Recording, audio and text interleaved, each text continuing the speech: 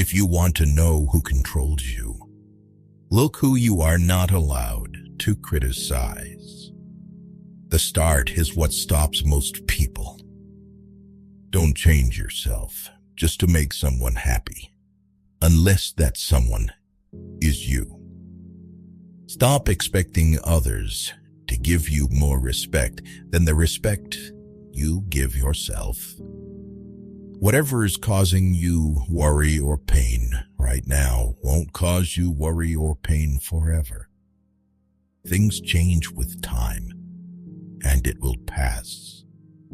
Don't borrow anything you can't afford to replace.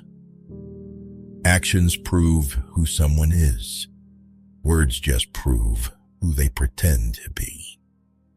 You can't change other people, and it's rude to try.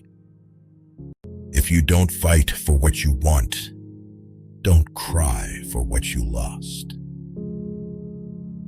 Life gives you lots of chances to screw up, which means you have just as many chances to get it right. The reason you want to be better than someone else is the reason why you aren't. Your progress does not need to be seen or validated by others to be real. Don't go through life. Grow through life. We don't walk away to teach people a lesson. We walk away because we finally learned ours.